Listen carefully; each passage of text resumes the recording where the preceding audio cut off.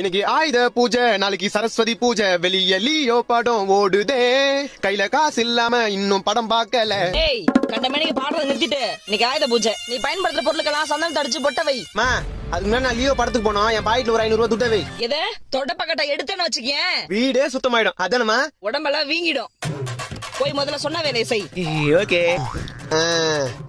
மாசம் மாசம் இஎம்ஐன்ற பேர்ல 6000 ரூபாய் உனக்கு தத்தம் பண்ணோம். டெய்லி 200 ரூபாய் பெட்ரோல் போதுமா உனக்கு? அத்தி வருது. என்னப்பா ராசா, ஆயுத பூஜை 30 லட்சம் ரூபாய் இனோவா தான் பேரு. மாசம் 30,000 உனக்கு இஎம்ஐ கட்டணும். ஹவுஸ் இருக்கீங்க. மாசம் மாசம் சர்வீஸ் வரும் உனக்கு 5000.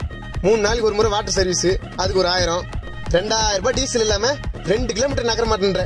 அருமையா இருக்குன்னு பெருமைக்காக எல்லாத்தையும் இஎம்ஐல வாங்கி போட்டேன். வாழ்க்கையே வறுமை ஆயிடுச்சு. எப்பயும் எங்கேயும் நம்ம சம்பாதியத்துல இருந்து தான் இஎம்ஐ கட்டணும். இஎம்ஐ கட்டணுன்றதுக்காகவே சம்பாதிக்க கூடாது. ஆயுத பூஜை பாதி பேரோட நிலைமை போய்